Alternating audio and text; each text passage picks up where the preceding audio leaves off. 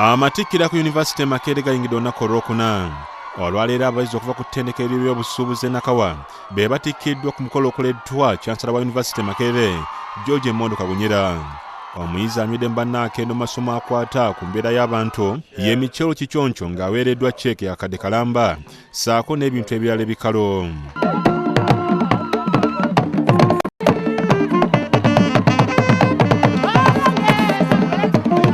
Abayizi bangi balaze essanyu olw'okutikkirwa wabula ne balaga okunyolwa olw'ebbula ly'emirimu eriri mu ggwanga nga badde batikkiddwa ate bagenda kutandika kunoonya mirimu. Era nkubiriza abasigadde baleme ku giving up, the struggle continues. Ebyemirimu tegirabika naye tekitegeeza nti mba nkomye, nina okulowooza ennyo ndabe nga mbeerawo era nga ndi successful nga bwe ntuuse ku graduation eno. Dako kya kunoonya mirimu wadde si kyangu nnyo naye tugenda kufuba nga bwetusobola okulaba kubeera nzibuzibu okusinziira ku gundi eri mu gundi nti there is a lot of unemployment kigenda kutubeerera kizibu naye tujja kufuba nga bwetubakwasizza Katonda.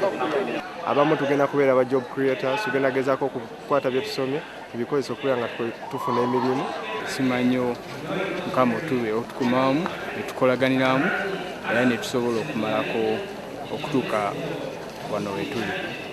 Bakubiriza nti mukole ennyo n'amaanyi kubanga Uganda wetuuse yeetaaga abantu abagenda okuleetayo ebintu ebikulaakulanya ensi yaffe. Ataakulira abasobola ekinnansi mu ggwanga Silivia Namutebe amanyiddwa ennyo nga Maama Fiina wadde abaana batikkiddwa diguli Makerere amagezi baleme kukulembeza Lungereza buli gye bagenda okusaba emirimu kubanga abasinga okuba n'emirimu tebaasoma ng'ate basasula bulungi. Bino abyogedde ku kabaka k'omuwala w'omutaka Paul Katumba Masajja ndi kutamadde Olivia Katumba abadde ajaguza okuwangula diguli ya tekinologiya e Makerere.